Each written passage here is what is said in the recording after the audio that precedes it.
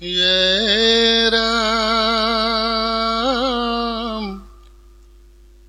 এইটো কথা দেহাত বুজিবা দি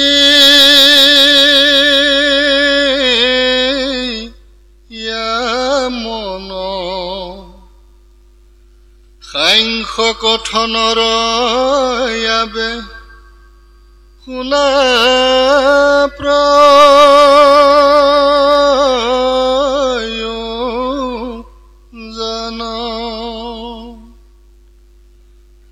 অন্তৰ্যামী ভগৱন্ত জগত আধাৰ ভক্তি বিৰকতি তাক কৰিয়া বিচাৰ ৰাম হৃদয়ত সাৱধানে চিন্তিবা সদায় यही মানে তাৎপৰ্য জানিবা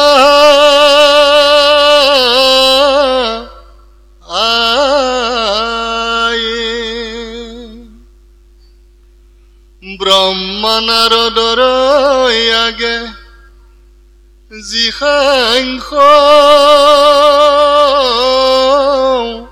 কহিলা বিদুৰত মৈত্ৰেয়ত হাংকনি বেদিলা ৰাম সেই সাংখ্য দেৱহূতি মাতৃৰা আগত কপিল ঈশ্বৰে বাবে কৰিলা বেকত ৰাম সাংখ্য শুনি দেৱহূতি পুচন্ত দুনাই আৰু এক কথা বাপ কহিও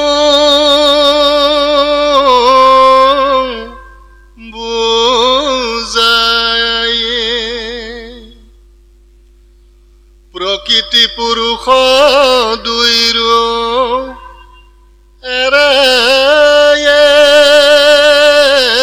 এৰি নাই অন্য আশ্ৰয় কৰিছে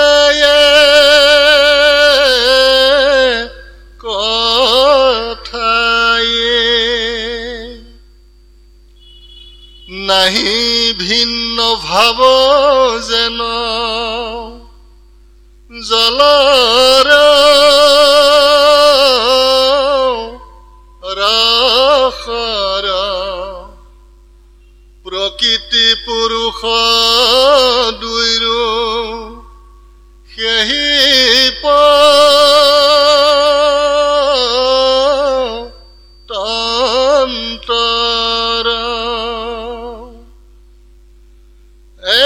মুক্ত হেন কদাচিত দেখি নজন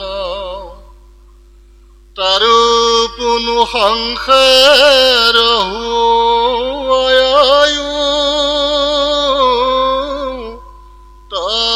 তপন্ন এৰা মেতেকে লোকৰ মুখ্য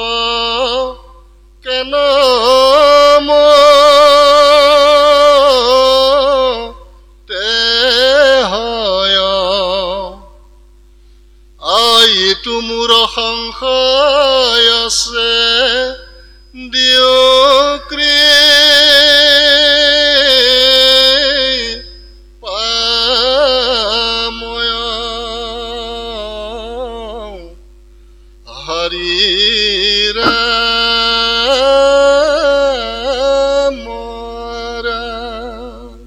কৃষ্ণ কৃষ্ণ। কপিল প্ৰভুৱে মাতৃ দেৱহূতিক প্ৰকাশ কৰিলে, হে মা, এই ৰূপটো হ'ল বিৰাট ৰূপ। আৰু এই কথাটো, ইটো কথা দেহত বুজিবা দিয়া মন, সাংখ্য কথনৰ বাবে শুনা প্ৰয়োজন। এই বিৰাট ৰূপটোৰ কথা গো মা তুমি দেহ তত্ত্বতে বুজি পাব পাৰা। ইয়াৰ সাংখ্য তত্ত্ব কথাখিনি আমি তোমাৰ আগত প্ৰকাশ কৰোঁ। অন্তৰ্যামী ভগৱন্ত জগত আধাৰ, ভক্তি বিৰকতি তাক কৰিয়া বিচাৰ। ভগৱন্ত যিহেতু অন্তৰ্যামী ৰূপে ভগৱন্তই কিন্তু সমস্ত জগতৰ আধাৰ, অৰ্থাৎ সৃষ্টি স্থিতি আৰু প্ৰলয়ৰ সমস্ত দায়িত্ব তেওঁ নিজৰ ওপৰত আছে। মাত্ৰ কাৰ্য কাৰণৰ হেতু তেৰাই সময় সাপেক্ষে ব্ৰহ্মাৰ ওপৰত দায়িত্ব দিছে, সময় সাপেক্ষে বিষ্ণুৰ ওপৰত দায়িত্ব হৈছে, সময় সাপেক্ষে ৰুদ্ৰৰ ওপৰত সংহাৰৰ দায়িত্ব হৈছে। কিন্তু মূলত অন্তৰ্যামী ভগৱন্ত সমস্তৰে এক। আৰু এই তত্ত্ব হৃদয়ত সাৱধানে চিন্তিবা সদায়, এহি মানে তাৎপৰ্য জানিবাহা আই। এই সমস্তখিনি সাৱধানে তুমি হৃদয়ত চিন্তা কৰা। মূল তাৎপৰ্য হ'ল এইটোৱে যে সংসাৰত থকা সমস্ত জীৱক গুৰি পৰুৱাজনীৰ পৰা আৰম্ভ কৰি বিৰাটকায় হাতীটোলৈকে যি শক্তিয়ে এঠাইৰ পৰা আন ঠাইলৈ জীৱবিলাকক ঘূৰাই লৈ ফুৰাইছে, এই সমস্তৰ গৰাকী হ'ল হৃদয়ৰ মাজত থকা আত্মাস্বৰূপ কৃষ্ণ তত্ত্ব। আৰু এইখিনি কথাকে ব্ৰহ্মা নাৰদৰ আগে যি সাংখ্য কহিলা, বিদুৰত মৈত্ৰেয়ে তাহাক নিবেদিলা। এই কথাখিনি বিদুৰৰ আগত মৈত্ৰেয়ে প্ৰকাশ কৰিছে, কিন্তু পূৰ্বতে ব্ৰহ্মাদেৱেও তেওঁৰ মানস পুত্ৰ নাৰদৰ আগত এইখিনি কথাকে কৈছিল। মা, এই বুলি কপিলে দেৱহূতিৰ আগত প্ৰকাশ কৰিছে। সেহি সংখ্যা দেৱহূতি মাতৃৰ আগত, কপিল ঈশ্বৰে আবে কৰিলা বেকত। আকৌ এই বুলি কোনে কৈছে? কবি গোপাল চৰণ বিজয়। কি বুলি ক'লে? সেই একেখিনি কথাকে কপিল প্ৰভুৱে মাতৃ দেৱহূতিৰ আগত কৈছে, আৰু আমি তোমালোকৰ আগত প্ৰকাশ কৰিবলৈ আগবঢ়া হৈছে। সাংখ্য শুনি দেৱহূতি পুচন্ত দুনাই, আৰু এক কথা বাপ কহিও বুজায়। তুমি মোক আৰু এটা কথা বুজাই দিবানে? প্ৰকৃতি পুৰুষ দুইৰো এৰা এৰি নাই, অন্যে আশ্ৰয় কৰিছে এক ঠাই। নাহি ভিন্ন ভাৱ যেন জলৰ ৰসৰ, প্ৰকৃতি পুৰুষ দুইৰো হেহি পতন্তৰ। প্ৰকৃতি আৰু পুৰুষৰ দৰ্শনটো তেনেকুৱাই, যেনেকৈ এগিলাচ পানীত বা এটা পাত্ৰত পানী ভৰাই লৈ কাজি নেমু চেপি তাত পানীৰ লগত মিলাই দিলে তাৰ নামটো কি হয়? চৰ্বত। এতিয়া নেমুৰ ৰসটো পানীটো পৃথক কৰি দিবলৈ ক'লে আমি পাৰিমনে নোৱাৰিম? নিশ্চয় নোৱাৰো। ঠিক প্ৰকৃতি আৰু পুৰুষৰো দৰ্শনটো তেনেকুৱাই। প্ৰকৃতি হ'ল আমাৰ শৰীৰটো, আৰু পুৰুষ হ'ল আত্মা তত্ত্ব। প্ৰকৃতিৰূপী শৰীৰটো নহ'লে পুৰুষৰূপী আত্মা থাকিব নোৱাৰে। পুৰুষৰূপী আত্মা নহ'লে শৰীৰৰূপী প্ৰকৃতিৰ কোনো কাম নাই। গতিকে ইটো সিটোৰ দৰে তেনেকুৱাই। পানী এগিলাচ খালেতো আমি চৰবত খাইছোঁ বুলি নকওঁ, তাত নেমু মিলালেহে চৰবত হ'ব। নেমু মিলাই দিলেহে আমি চৰবত বুলি ক'ম। যদি নেমু মিলাই নিদিয়াকৈ কৈ থাকোঁ চৰবত খাইছোঁ, সি চৰবত হ'ব নেকি? কেতিয়াও নহয়। কৈ থাকিব পাৰিম মুখেৰে, কিন্তু সি কেতিয়াও চৰবত হ'ব নোৱাৰে। আকৌ যিগৰাকীয়ে মিলাইছিলে তেওঁক যদি কোৱা হয় এতিয়া মোক নেমু ভাগ কৰি দিয়া, পানীও ভাগ কৰি দিয়া, পাৰিমনে কোনোবাই? নিশ্চয় নোৱাৰো। এই দৰ্শনটোকে কপিল প্ৰভুৱে মাতৃ দেৱহূতিৰ আগত প্ৰকাশ কৰিছে যে নাহি ভিন্ন ভাৱ যেন জলৰ ৰসৰ। জল আৰু ৰস যেতিয়া মিলিত হলে তাৰ কোনো ভিন্নতা প্ৰকাশ নাপায়, দুটা ভাগ আমি কৰিব নোৱাৰো, ঠিক তেনেকৈ প্ৰকৃতি পুৰুষ দুইৰো হেহি পতন্তৰ। এই শৰীৰটোৱে হল প্ৰকৃতি আৰু প্ৰকৃতি স্বৰূপা শৰীৰটোতে পুৰুষৰূপী আত্মা প্ৰকাশমান হৈ আছে। আৰু আত্মা যিদিনা ওলাই যাব প্ৰকৃতি মৰিল বুলি বগা কাপোৰ এখনে ঢাকি দিয়া যাব। এইটো সঁচা কথা, সত্য, আমি সকলোৱে বুজি পাওঁ। মুক্ত হেন কদাচিতো দেখি কোনজন তাৰো কোনো সংসাৰ এতেকে লোকৰ মুখ্য কেন মতে হয় ইটো মূৰ সংশয় চেদিও কৃপা পায়। এতিয়া মোক তুমি সংশয়টো ছেদ কৰিব লাগে পুত্ৰ কপিল। কোনটো? মুক্ত হেন কদাচিতো দেখি কোনজন। তেতিয়াহ'লে মুক্তনো কোনজন হ'ব পাৰে? যদি মিলাই দিয়াৰ পাছত ভাগ কৰিব পৰা নাযায়, তেতিয়াহ'লে কোনজনো মুক্ত হৈ আছে? তেতিয়াহ'লে মুখখনো কেনেকৈ হয়? এই সংশয়টো তুমি আমাক কোৱা। যিহেতু জন্ম হলে মৃত্যু নিশ্চিত, আৰু মৃত্যু হলে যিহেতু আকৌ জন্মটো নিশ্চিত, তেতিয়াহ'লে মুক্ত হৈ কোনজন থাকিব পাৰিছে? মোক তুমি সেই সংশয়টো ছেদ কৰা মোৰ পুত্ৰ। আৰু বৰ্তমান মুখ্য সাধন পদবন্ধে প্ৰকাশ কৰিলে কপিল বদতি আৱে শনিওক আই প্ৰকৃতি সম্বন্ধ মাত্ৰ বন্ধ সেইটো নাই। সেই মা দেৱহূতি তুমি শুনাচোন, প্ৰকৃতি আৰু পুৰুষ এই দুভাগৰ মাজত যি সম্পৰ্ক, এইটো বন্ধন নহয়।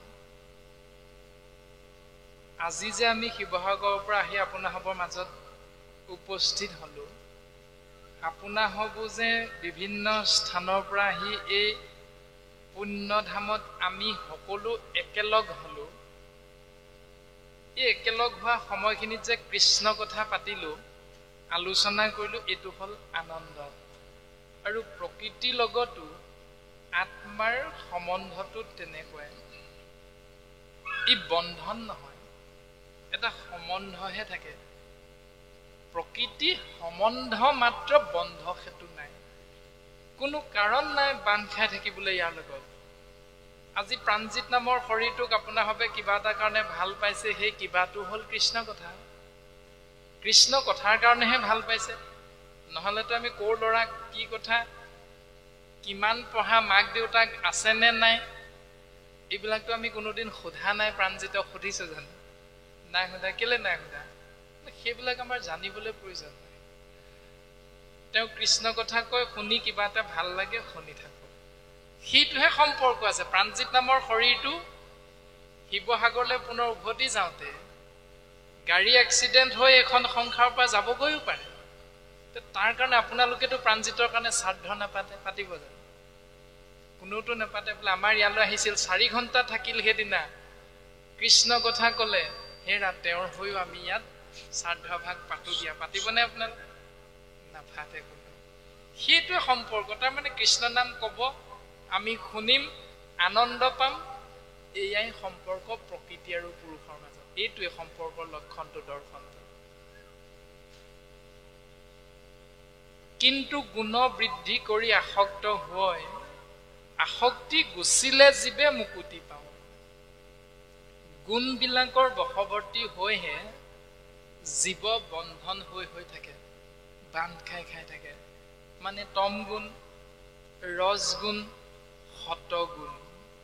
কেনেকৈ বান্ধ খাই থাকে? 4 চকুৰ মিলন হয়, ভাল পোৱা হয়। যদি সেইগৰাকী ছোৱালীক আনিবলৈ নাপায় ল'ৰাটোৱে, তেতিয়াহ'লে মাক দেউতাকৰ ওপৰত গোটেই অত্যাচাৰ উৎপীড়ন আৰম্ভ হৈ যাব। ছোৱালীজনী যাবলৈ যদি নাপায়, মনে মনে পলাই গুচি যাব। মাক দেউতাকে কি কৰে? দুখতে মৰিল বুলি চৰু হাৰি ধুই পেলাব। সেই গুণৰ কাৰণেহে এইবিলাক হৈ থাকে। আসক্তি গুচিলে জীৱ মুকুতি পাওঁ। যেতিয়া লাহে লাহে সেই দুখটো পাহৰি গ'ল আৰু দিয়া, সংসাৰৰ ছোৱালী পলাই যায়, অকল মোৰ গৰাকীহে পলাই গৈছে নেকি, এই বুলি যেতিয়া সহজতে ভাবি দিব, তেতিয়া সেই দুখটো আৰু আঁতৰি গুচি যায়। সংসাৰৰ ল'ৰাই বিয়া পাতিছে, অকল তোমাৰ ল'ৰাইহে বিয়া পাতিছে নি, আনিলে যেনিবা জাতি ছোৱালী এজনী, একো নহয় দিয়া, আমি আছো নহয়, তাকে লৈ বৰ চিন্তা কৰি থাকিব নালাগে। এখন সমাজেহে নলয়, বিভিন্ন সমাজ আছে, তোমাৰ সমাজ এখনহে লাগে, তুমি আমু সমাজত সোমাই লোৱা হৈ যাব। পাতল হৈ গ'ল মনটো। দৰ্শন এয়াহে, আসক্তি গুচিলে জীৱে মুকুতি পায়, তেতিয়াহে মুকুতি লাভ কৰিব। তাৰমানে মনৰ দুখটো তেতিয়াহে পাতল পাতল লাগে, এই যিটো দৰ্শন আমি বাস্তৱত বুজি পাওঁ। কপিল প্ৰভুও মাতৃ দেৱহতীক তেনেকৈয়ে উত্তৰ দিবলৈ ভাগৱতৰ পদবন্ধে আমাক সিদ্ধান্তখিনি দিছে। এতেকে সাধন কহু শুনা কৰি মন, একান্ত সাধুৰ সংগ লৈও সৰ্বক্ষণ। এতিয়া সাধন মানে সিদ্ধি লাভৰ বাবে উপায়টো কি? কেৱল সাধু সংগ। সেই মনটো পাতল কৰিবৰ বাবে তোমাৰ ওচৰত আহি কোনোবা এজন যদি থিয় হয়, থিয় হৈ থকাজনে যদি খুব সুন্দৰকে কথাবিলাক শুনি থাকে, তেতিয়া কৈ ভাল লাগে নাই? ভাল লাগে।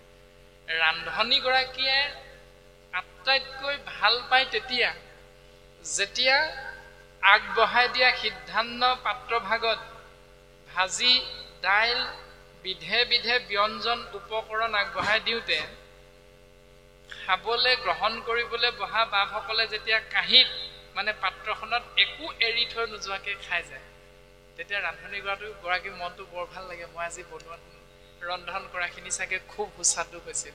লাগে নাই বাৰু আইসকলৰ মনটো ভাল? যেতিয়া আলহীয়ে গোটেই কাঁহীখনৰ দাঁতিয়ে দাঁতিয়ে এৰি থৈ যাব এদম এদম, তেতিয়া ৰান্ধনীগৰাকীৰ মনটো বৰ দুখ লাগে, মই কি যে বনালো, মনটো তেনেকুৱা লাগে। এতিয়া সেই দৰ্শনটোকে দিছে, এতেকে সাধন কহু শুনা কৰি মন, যে তোমাৰ মনটো পাতল লাগিবলৈ, মুকুতি পাবৰ বাবে সাধন মাৰ্গ এটাই আছে, সেইটো হল একান্ত সাধুৰ সংগ। মূৰ গুণ নাম যিটো কীৰ্তন কৰয়, চিৰকাল কথা শুনি ভক্তি বঢ়াও। সাধুৰ সংগত সৰ্বক্ষণতে মোৰ মানে কপিলে কৈছে মোৰ নাম, অৰ্থাৎ কপিলেই হ'ল কৃষ্ণ, কৃষ্ণই হ'ল কপিল। সেইকাৰণে কৃষ্ণ নাম বুলি নাই কোৱা, মোৰ নাম। ময়ে কৃষ্ণ, ময়ে সৃষ্টি, ময়ে স্থিতি, ময়ে সংহাৰ কৰ্তা। এই বুলি যেতিয়া শাস্ত্ৰই আমাক সিদ্ধান্ত দিছে, সেইকাৰণে কপিলে প্ৰকাশ কৰিছে মোৰ গুণ নাম যেতিয়া একান্ত সাধুৰ সংগত জীৱই কীৰ্তন কৰিব, আৰু এনেকৈ কীৰ্তন কৰোঁতে কৰোঁতে চিৰকাল কথা শুনি শুনি যেতিয়া ভক্তি বঢ়াই বঢ়াই গৈ থাকিব, আনু হব সাধনৰ এৰিয়া আশ্ৰয়, মায়া ক তৰিয়া তাৰা মোহো ক পাও। তেতিয়া তেওঁলোকে সাধাৰণতে কি এৰিব লগা হয়? যিজন মানুহে স্বাভাৱিকতে ৰাতিপুৱা শুই উঠি কৰ্ম কৰি 8 বজাতে ডিউটিলৈ গৈছিল, যেতিয়া তেওঁ অৱসৰ ললে 60 বছৰত, অৱসৰ লোৱাৰ পিছত তেওঁ কি কৰিব? এতিয়া দিনটো তেওঁতো কিবা এটা কৰিব লাগিব দিনটো। সেই দিনটো কিবাটো কৰিবলৈ যাওঁতে কি কৰিব? আনু হব সাধনৰ এৰিয়া আশ্ৰয়, যে ইমান দিন ল'ৰা ছোৱালী কেইটাৰ কাৰণে ধন সম্পত্তি ঘটিলো, 3 মহলমান বনালো, মাটিও 2টা ল'ৰাৰ বাবে টাউনত 2ডোখৰ লৰো ঘৰো বনাই দিলো, বিয়াও পাতি দিলো, নাতিৰ মুখো দেখিলো। এতিয়া দেউতাই কি কয়? এতিয়া আৰু আশা নাই, আৰু এতিয়া ইপুৰলৈ যাব পাৰিলে হ'ল। প্ৰায় ককাসকলে এনেকুৱা বাক্য আশ্ৰয় কৰে যে এতিয়া বৰ ইচ্ছা নাই, আৰু নাতিৰ মুখো দেখিলো যেতিয়া আৰু কি লাগে ন, এতিয়া যাবগৈ পাৰিম, ঈশ্বৰে কোনদিনা নিয়ে। এতিয়া এই যে ভাৱনাটো, আনু হব সাধনৰ এৰিয়া আশ্ৰয়, যিটো সময় আছিল পুত্ৰ পত্নী কন্যাৰ কথা চিন্তা কৰি কৰি জীৱনটো পঠিয়াই দিয়া, নামঘৰলৈ যাবলৈ সময় নাই, সাধু সংগলৈ যাবলৈ সময় নাই, কেৱল কৰ্ম কৰ্ম কৰ্ম মাথো কৰ্ম। কিন্তু এদিন সকলো এৰি যেতিয়া কৃষ্ণৰ চৰণত সাধু সংগত নিজকে অৰ্পণ কৰিব, তেতিয়া তেওঁ মায়াৰ পৰা মুক্ত হ'ব পাৰে আৰু কৃষ্ণৰ কৃপাধন্য হৈ পৰম গতি লাভ কৰিব পাৰে। কিন্তু এই সত্যটো আশ্ৰয় কৰিবলৈ চাকৰিৰ পৰা অৱসৰ লোৱা দিনটোলৈ ৰৈ থাকিবলৈ নাই। পাৰ্থক্য মাত্ৰ এইটো, আমি ৰৈ থাকো, শাস্ত্ৰই ৰবলৈ নাই কোৱা। প্ৰহ্লাদে কৈছে মনুষ্যৰ আয়ুহত বৰিষ সংখ্যাত অৰ্ধেক বিফলে যায় জানিবা নিতা। 100 বছৰ আমাৰ জীৱন আয়ুসটো সংখ্যা মতে, কিন্তু 50 বছৰ শুই থাকোঁতে যায়। শাস্ত্ৰই কৈছে 50 বছৰ শুই শুই নপঠিয়াবা।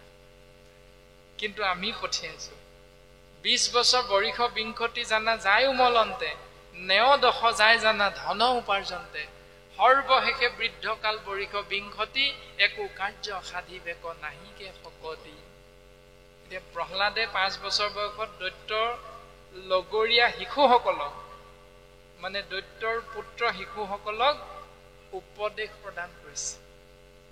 সেই উপদেশটোত 100 বছৰীয়া জীৱনটো সুন্দৰভাৱে দৰ্শন কৰালে। এতিয়া আমি যদি পিতৃয়ে কওঁ হেৰৌ এতিয়া শৰণ ল'ব নাই হোৱা নহয় তহঁতৰ, এতিয়া নামঘৰলৈ যাব নাই হোৱা নহয়, এতিয়া ভাওনা ল'ব নাই হোৱা নহয়, এতিয়া কৃষ্টি সংস্কৃতি পালন কৰিব নাই হোৱা তহঁতৰ অকণমান ডাঙৰ হৈ ল, সেইটোৱে পিতৃ মাতৃ আটাইতকৈ ভুল দৰ্শন। কাৰণ প্ৰহ্লাদেই কোৱা নাই বাৰু যে 10 বছৰত শৰণ নলবা 20 বছৰ হলেহে শৰণ ল'বা।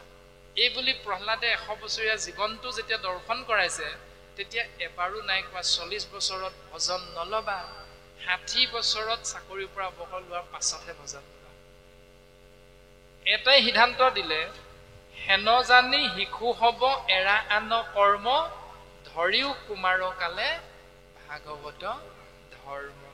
ভাগৱত ধৰ্ম কুমাৰ কালৰ পৰা আছে। যদি এইটোৱে ভাগৱত পঢ়ি পঢ়ি জ্ঞান পাইছো তেতিয়াহ'লে বাকীখিনি কেলে কৰি থাকো? সেইটোকে আমি প্ৰত্যেকে নিজে নিজক সুধিব লাগে। প্ৰহ্লাদে 5 বছৰত ভকতি কৰিছে, ধ্ৰুৱই 5 বছৰত ভকতি কৰিছে, দেৱঋষি নাৰদ পূৰ্বজন্মত দাসীৰ পুত্ৰ হৈ জন্মগ্ৰহণ কৰোঁতে ভগৱন্তৰ 4জন পৰম ভকতৰ সংগ পাই 5ৰ জন্মত ব্ৰহ্মাৰ মানস পুত্ৰ পাৰিষদী তনু নাৰদ হিচাপে জন্মগ্ৰহণ কৰিব পাৰিছে। ভক্তিৰ মহিমা ইমান সুন্দৰভাৱে ভাগৱতে আমাক দৰ্শন কৰাইছে। তাৰ পাছতো কৃষ্ণ বুলি কালিলে কম আজি খাই লওঁ। ভগৱন্ত ভকতৰ সেৱা অহা মাহত দেউতাৰ মৃত্যু তিথি পৰিছে আমুক তাৰিখে, সেইদিনা ভকতৰ সংগলৈ যাম, এইকেইদিন বাকী কামখিনি কৰি লওঁ। এতিয়া সেইদিনটো পামগৈ নে নেপামগৈ কোনে গেৰাণ্টি দিম? এতিয়া গেৰাণ্টিটো কোনেও দিব নোৱাৰো।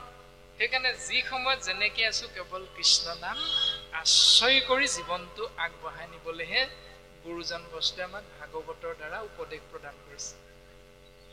আনু হব সাধনৰ এৰিয়া আশ্ৰয় মায়াক তৰিয়া তাৰা মোহুক পাৱয় ভকতি যুগক পূৰ্বে সংক্ষেপে কহিলো বিস্তৰ কৰিয়া পুনু সাংখ্য নিৰূপিলো। ভক্তিৰ কথাখিনি পূৰ্বতে তোমাক আমি সংক্ষেপতে প্ৰকাশ কৰা হৈছিল আৰু সাংখ্য যুগ তত্ত্বটো বিস্তৰভাৱে আমি প্ৰকাশ কৰিম। ইতিমধ্যে আমি তোমাৰ আগত প্ৰকাশ কৰা হৈছে। আৰু শুনা বৈষ্ণৱ অষ্টাংগ যুগ আই ঈশ্বৰৰ ধ্যান সমে কহিবো বুজাই সাধক পুৰুষে আতি কৰি মনবগ প্ৰথমে ধৰিবে যম নিয়ম দ্বাদশ। পবিত্ৰ স্থানত দিব্য আসন পাতিয়া কৰিবেক প্ৰাণায়াম তাহাতে বসিয়া বৈকুণ্ঠৰ লীলা ধ্যান কৰি ঘনে ঘন মনৰ মলক হবে কৰিবেক চন। মন যেবে সাৱধান ভৈলেক আখিয়া নাসিকাৰ অগ্ৰে ত্ৰেবে দৃষ্টিক ৰাখিয়া চিন্তিবেক ঈশ্বৰৰ ৰূপ বিতোপন সেহি ৰূপ কহুমাও শুনা এক মন। অষ্টাংগ যোগ সাধন মাৰ্গৰ দৰ্শন এটা দিছে, যিটো জ্ঞান মাৰ্গৰ ব্যৱস্থা বুলি প্ৰকাশিত হৈছে। যম নিয়ম আসন প্ৰাণায়াম ধ্যান ধাৰণা প্ৰত্যাহাৰ সমাধি এই 8টা নিয়ম পালন কৰি ঈশ্বৰৰ কৃপা লাভ কৰিব পাৰে। কিন্তু এই 8টা নিয়ম পালন কৰি ঈশ্বৰৰ কৃপা ধন্য হ'বলৈ যাওঁতেও সেই কৰ্ম আশ্ৰয় কৰা ব্যক্তিজনও ইন্দ্ৰিয়বিলাকক নিয়ন্ত্ৰণ কৰিব নোৱাৰিবও পাৰে। এই দৰ্শনটো আকৌ ভাগৱতে আমাক দিছে যে বিশ্বামিত্ৰ পৰাশৰ আদি ঋষি মুনিগণ জল বায়ু পত্ৰ মাত্ৰ কৰন্ত সেৱন। বিশ্বামিত্ৰ ঋষি জ্ঞান মাৰ্গৰ ঋষি আছিল, পৰাশৰ মুনি জ্ঞান মাৰ্গৰ ঋষি আছিল। তেওঁলোকে গছৰ তলত অৰণ্যৰ মাজত গৈ তপস্যা কৰোঁতে তেওঁলোকে অষ্টাংগ যোগ পালন কৰিছিল নিয়ম। সেই অষ্টাংগ যোগ নিয়ম পালন কৰোঁতে তেওঁলোকে আহাৰ কি খাইছিল? বায়ু পানী, গছৰ পকা পাত, দ্বিতীয় স্কন্ধত খুব সুন্দৰভাৱে প্ৰথম পদৰ শেষৰ ফালে প্ৰকাশিত হৈ আছে এই তত্ত্ব।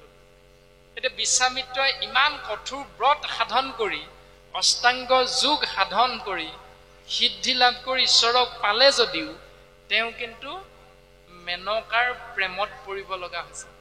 বিশ্বামিত্ৰ স্বৰ্গৰ অপেশ্বৰীসকলক যেতিয়া ইন্দ্ৰই পঠাই দিয়ে, আহি ঋষিমুনিসকলৰ কাষে কাষে যেতিয়া নৃত্য গীত কৰে, তেতিয়া খাৰুৰ জনজননী, ভৰিৰ যি আ অলংকাৰৰ জনজননী কাণত পৰাৰ লগে লগে এই কঠোৰ ব্ৰত সাধন কৰা ঋষিমুনিসকলৰো তপস্যা ভংগ হৈ যায়। আমি য'ত টিভি বিলাকত দেখিছো, এইবিলাক চিৰিয়েলত দেখিছো, এইবিলাক প্ৰত্যেকৰে কম বেছি পৰিমাণে জ্ঞাত। কিন্তু গুৰুজনাই কৈছে, যদি তুমি মনক নিয়ম কৰিবলৈ ইচ্ছা কৰা, তেতিয়াহ'লে সাধু সংগ একান্ত আশ্ৰয় কৰিব লাগিব। এতিয়া আজি আমি সাধু সংগ কৃষ্ণ নাম আশ্ৰয় কৰি আছো। সেইকাৰণে 9 বজাতে যে আমি ঘৰত কিবা এটা খাই আহিলো, এতিয়া 3 বাজিলত আপোনাৰ মোৰ ভোকটো লাগিছে যদিও উদ্যোক্তা মণ্ডলী আকৌ উঠাই নিয়াহি নাই নহয়। সেইকাৰণে কি কৰিছো, ভোক লাগিছে যদিও কৃষ্ণ কথা কাণেৰে শুনি থকাৰ কাৰণে নিজে উঠি যোৱা নাই আমি খাবলৈ। নিমন্ত্ৰণ কৰিলেও কি বুলি কৈছো, হ'ব বাৰু যাম দিয়কচোন, অনুষ্ঠান ভাগ একেবাৰে পাৰিলে শেষ হৈ লওক, তাৰ পাছত লমগে দিয়ক, ইমান এটা ভোক লগা নাই, ঘৰত খাই আহিছো, এই বুলি হয়তো আমি দুই এজনে উদ্যোক্তা মণ্ডলী বাপাইসকলক আমি সেৱা নিবেদন কৰি উভতাইহে পঠাইছো। তাৰমানে এই মাৰ্গটো গুৰুজনাই দিয়া মাৰ্গ। তুমি যিমান কঠোৰ ব্ৰত সাধন কৰিলেও ইন্দ্ৰিয়বিলাকক দমন কৰিব পৰাটো ইমান সহজ নহয়। তাৰে প্ৰমাণ বিশ্বামিত্ৰ পৰাশৰ ঋষি। পৰাশৰ মুনিয়ে মৎস্যগন্ধাৰ প্ৰেমত পৰিলে। কিন্তু আমি আজি সাধু সংগত থাকোঁতে কোনোবা এজন হয়তো যুৱকে কোনোবা এগৰাকী জীয়ৰী ছোৱালীক মেখেলা চাদৰ পিন্ধি অহাৰ কাৰণে ধুনীয়া দেখিব পাৰো চকুৰে, কিন্তু আজি সেই প্ৰেমটো জাগৃত নহয়, কাৰণ কৃষ্ণ কথা শুনি আছে। কিন্তু ৰাস্তাই ঘাটে যদি পাই যাওঁ একেজন ল'ৰা একেজনী ছোৱালীকে, সেইদিনা কিন্তু সেই তোমাক মই আজি বহুত দিনৰ আগতে দেখিছিলো আমুকৰ অনুষ্ঠানত, কিন্তু সেইদিনা মই ক'ব নোৱাৰিলো, আজি বৰ মন গৈছে তোমাক কৈ পেলাও নেকি, এইবুলি হয়তো কৈ দিবও পাৰে সেই ভাৱনাটো। কিন্তু আজি নকয়, তাৰমানে আজি কাম ভাৱটো দমন কৰি ৰাখিব পাৰিছো কৃষ্ণ নাম শুনাৰ কাৰণে। আজি সেৱকীসকলে আমাক উঠাই নিবলৈ বিচাৰিছিল যদি উঠি যোৱা নাই, কিয়নো আমি লোভটো আজি দমন কৰিব পাৰিছো কৃষ্ণ নাম শুনি থকাৰ কাৰণে। কিন্তু বাকী তুমি যিমান ধ্যান কৰা, তুমি যিমান ব্ৰত পালন কৰা, তাৰ দ্বাৰা কিন্তু ইন্দ্ৰিয়ক দমন কৰিব নোৱাৰি। তুমি যদি সোমবাৰে সোমবাৰে ব্ৰতো ধৰা, একো নোখোৱা, বাকী 6 দিন যদি মাছে মাংস খোৱা, তাৰ পৰা একো লাভ নহয়। এই কথাখিনিও ভাগৱতে আমাক সিদ্ধান্ত দিছে যে ব্ৰত পালন কৰি তুমি ঈশ্বৰক পাব নোৱাৰা। সেইকাৰণে নপাৱৈ মুহুক আউসী একাদশী উপবাসে বুলি একাদশ স্কন্ধত সিদ্ধান্ত দিছে কৃষ্ণ দত্ত উদ্ধৱৰ আগত। নপাৱৈ মুহুক আউসী একাদশী উপবাসে। এতিয়া আউসীত কৃষ্ণ তত্ত্বক নাপায়, একাদশীত কৃষ্ণ তত্ত্বক নাপায়। এতিয়া সেই নেপায়টোৱে দুটা দৰ্শন বুজাই আছে। আউসী দিনা কৃষ্ণক চিন্তা কৰিলে কৃষ্ণক নাপায়, এটা উত্তৰ হল সেইটো। একাদশী ব্ৰতটো পালন কৰিলে কৃষ্ণক নাপায়, এটা হল সেইটো। সেইটো শুদ্ধ হয়নে নহয় উপবাসটোৱে বুজাই দিলে।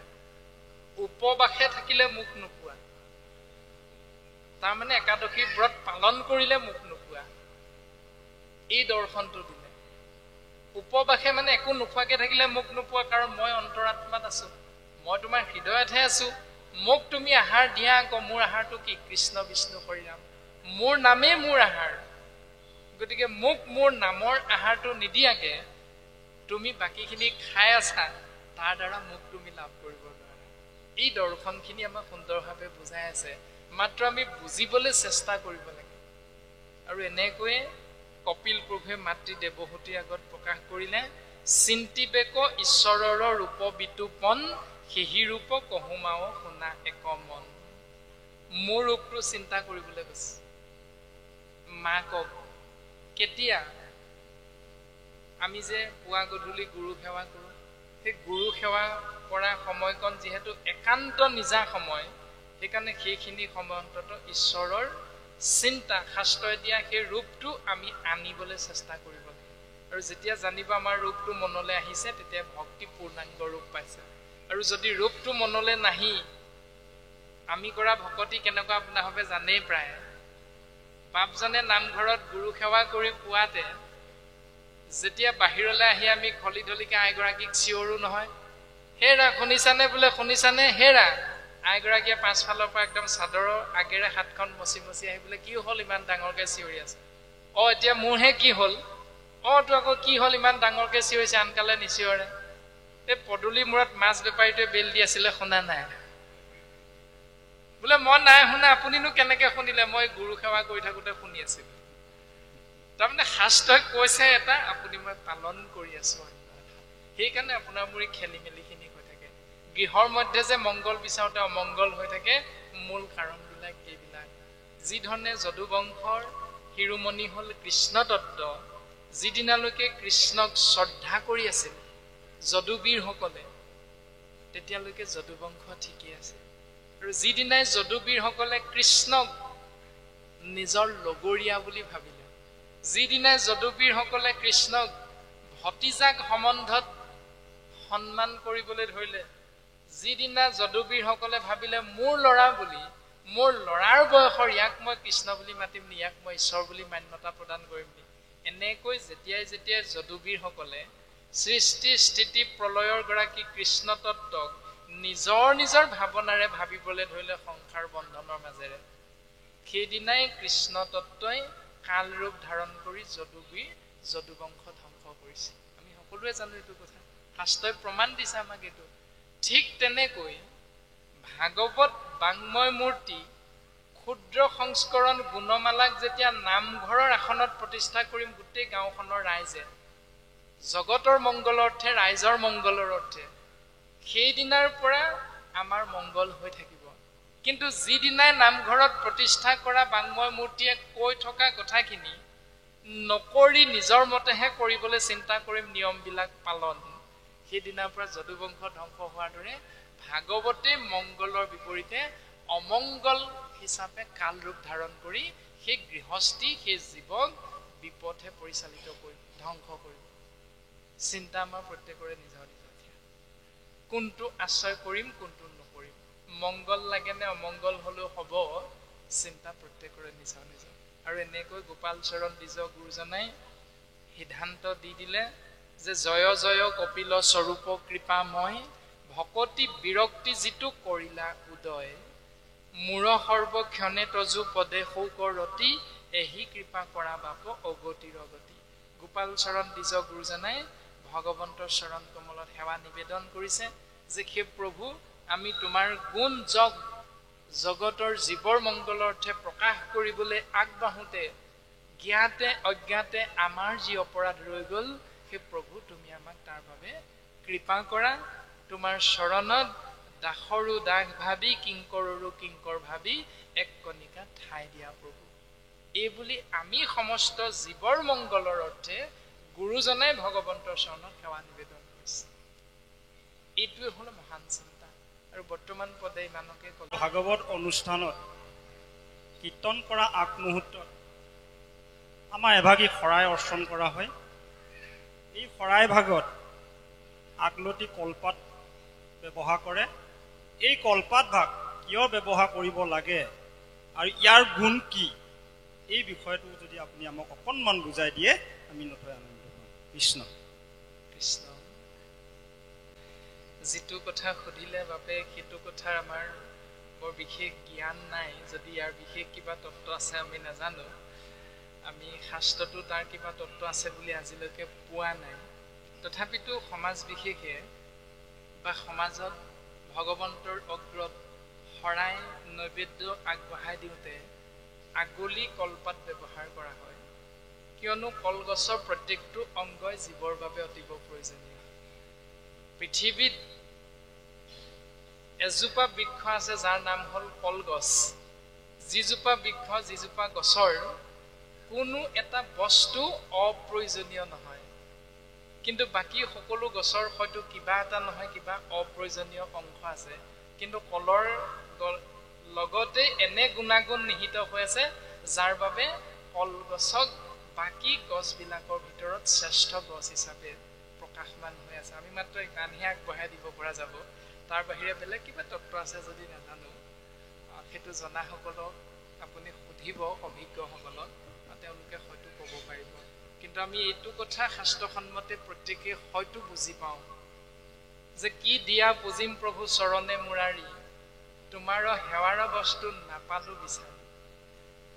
জল দি পুজিলোহেঁতেন মাছে বিতালিলে, পুষ্প দি পুজিলোহেঁতেন ভোমোৰাই চুহিলে, দুগ্ধ দি পুজিলোহেঁতেন দামুৰিয়ে পিলে। মাধৱ গুৰুজনাই এজোকা প্ৰাৰ্থনাৰে আমাক সেৱা নিবেদন কৰিছে। অৰ্থাৎ সমস্ত ব্ৰহ্মাণ্ডৰ বস্তু মোৰ বুলি ক'ব পৰা শক্তি এজনৰে আছে, সেইজন হ'ল কৃষ্ণ তত্ত্ব। আৰু তেওঁক সন্তুষ্ট কৰিবৰ বাবে, তেওঁৰ কৃপা লাভৰ বাবে আমি সমাজ বিশেষে যিবিলাক নিয়ম পালন কৰোঁ, সেই নিয়মবিলাক কৰিব লাগে নে নেলাগে তাৰ বিষয়ে মাধৱ গুৰুজনাই সেই দৰ্শনটো দিলে যে সেই প্ৰভু জলেৰে তোমাক আমি সেৱা কৰিবলৈ ইচ্ছা আছিল, কিন্তু মাছে ঘোদালি থকাৰ বাবে জলো দেখোন চোৱা প্ৰভু। ফুলেৰে তোমাক সেৱা কৰিবলৈ বৰ ইচ্ছা আছিল, আমাৰ যে ফুল দি দি সেৱা কৰে ঈশ্বৰৰ চৰণত, তোমাক সেৱা কৰিবলৈ বৰ ইচ্ছা আছিল প্ৰভু, কিন্তু ভোমোৰাই যে ফুলৰ ৰসটো পোৱাতে চুহি লৈ গ'ল, গতিকে সেই চোৱা ফুলপাহ জানো তুমি গ্ৰহণ কৰিবা প্ৰভু? সেই প্ৰভু দুগ্ধ দি তোমাক সেৱা কৰিবলৈ বৰ মন আছিল। শিৱলিংগত যে গাখীৰ ঢালি ঢালি সেৱা কৰে, আমাৰ যে কিছুমান নিয়ম আছে, সেই গাখীৰেৰে তোমাৰ চৰণ ধোৱাবলৈ বৰ ইচ্ছা আছিল প্ৰভু, কিন্তু পুৱাতে যে দামুৰিয়ে পিলে, সেইকাৰণে গাখীৰ চোৱা হৈ গ'ল প্ৰভু। গতিকে যেই বস্তু দেওঁ প্ৰভু সেই বস্তু চোৱা, তোমাৰ নামে তোমাক পুজিম গধূলিও পোৱা। এই ব্ৰহ্মাণ্ডত থকা প্ৰত্যেকটো বস্তুৱে চোৱা, কিন্তু এটা বস্তু চোৱা নহয়, সেইটো হ'ল নাম। কেৱল তোমাৰ নাম নিৰ্গুণ। হে কৃষ্ণ, তুমি মাত্ৰ চৈতন্য স্বৰূপ, নিত্য সত্য শুদ্ধ জ্ঞান খণ্ডিত, আৱৰ যতে কৈতো তোমাৰ বিনোদ ৰূপ, চৰাচৰ মায়াৰে কল্পিত। প্ৰজু গুণ নাম হৰি, কেৱল নিৰ্গুণ মাত্ৰ, আৱৰ সমস্ত গুণময়, এতেক জানিয়া হৰি, তোমাৰ নামক মাত্ৰ কৰিলো সাৰ। সেইকাৰণে আমি কেৱল ঈশ্বৰৰ নাম আশ্ৰয় কৰিব লাগে। নাম আশ্ৰয় কৰিবলৈ যাওঁতে যিবিলাক নিয়ম নীতিৰ চিন্তাখিনি মনলৈ আহে, এই নিয়ম নীতিখিনিক মুখ্য হিচাপে স্থান দিব নালাগে। কোনোবা গাঁৱত কলপাত এখনো নাই, তেতিয়া কি দিব? কলপাত নথকা গাঁওখনত কি দিয়ে? প্ৰসাদ দিবৰ বাবে কাগজে ব্যৱহাৰ কৰে, প্ৰসাদ দিবৰ বাবে এজোপা গছৰ পাত ব্যৱহাৰ কৰে, মইলা গছ নে কি বুলি কয়, মইলা পাত নে কি, এনেকুৱা ব্যৱহাৰ কৰে। য'ত কলগছ নাই, য'ত মাটি নাই, মাটি ক'ত নাই? জম্মু কাশ্মীৰত মাটি নাই, এতিয়া গুৰুজনাই শৰণ দিলে মাটি পানী লৈ গা ধুব লাগিব। এতিয়া ইয়াৰ পৰা কৰ্ম কৰিবলৈ জম্মু কাশ্মীৰ পালেগৈ, এতিয়া মাটি নাই, তেওঁ এতিয়া শৰণটো ভ্ৰষ্ট হ'বনে নহয়? এতিয়া দেশ চাই ভেষ। এই নীতি নিয়মবিলাক শাস্ত্ৰই আমাক একেবাৰে সিদ্ধান্ত দিয়া নাই, এইটো পালন কৰিলেহে ঈশ্বৰ সন্তুষ্ট হ'ব, এইটো পালন নকৰিলে ঈশ্বৰ সন্তুষ্ট নহ'ব, এই বুলি নীতি নিয়মক প্ৰাধান্যতা নাই দিয়া। এটাই নীতি, সেইটো হ'ল কৃষ্ণ নামত শৰণ লোৱা। এটাই নিয়ম, সেইটো হ'ল সদায় কৃষ্ণ কৃষ্ণ বিষ্ণু বিষ্ণু হৰি হৰি ৰাম ৰাম আশ্ৰয় কৰা। মাধৱ গুৰুজনাই সিদ্ধান্ত দিছে, অ মাধৱে বোলন তমুক কৃষ্ণ কৃষ্ণ কৃষ্ণ বুলি, সদায় কোমৰে যিটো জন, নৰকৰ পৰাতাংক জলহন্তে যেন পদ্ম, আপোনো উদ্ধাৰু ৰংগ মনে।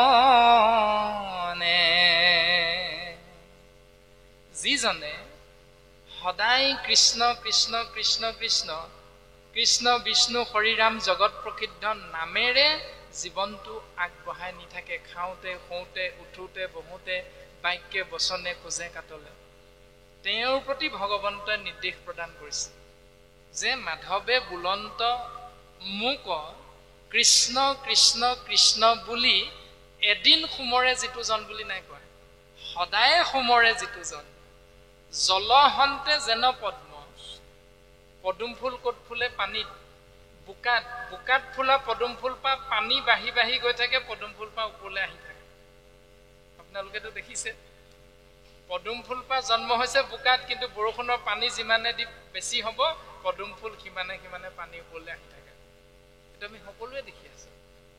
ঠিক তেনেকৈ জলহন্তে যেন পদ্ম, নৰকৰ পৰা টাংক, আপোনো উদ্ধাৰো ৰংগ। মানে মই তেওঁক নিজে উদ্ধাৰ কৰোঁ নৰকৰ পৰা। মোৰ দুটক পঠিয়াই নিদিওঁ, নিজে যাওঁ নৰকলৈ আৰু তেওঁক মই উদ্ধাৰ কৰোঁ। তেওঁ উপাধি কি? তেওঁ কলপাত দি মোক সেৱা কৰিছিলে নে? এইবিলাক মই চাই নাথাকিম। এইবিলাক নীতি নিয়মৰ কথা গুৰুজনাইও কোৱা নাই বাৰু, বিশেষভাৱে গুৰুত্ব দিবলৈ। তুমি পালন কৰিব পাৰিছা, কৰা, নোৱাৰিছা নালাগে। কিন্তু সেইটো কেলে নকৰিলা বুলি নিয়মটো ভংগ হ'ল এনেকুৱা নহয়, ঈশ্বৰ সন্তুষ্ট নহ'ব সেইটো নহয়। গতিকে আমি বাপৰ চৰণত আমাৰ সীমিত জ্ঞানেৰে যিকেইটা কথা মনলৈ আহিল, সেইকেইটা কথাৰে মাত্ৰ সেৱা ভাগ নিবেদন কৰা হৈছে আৰু অৱগত কৰা হৈছে। যদি কিবা তত্ত্ব আছে আমি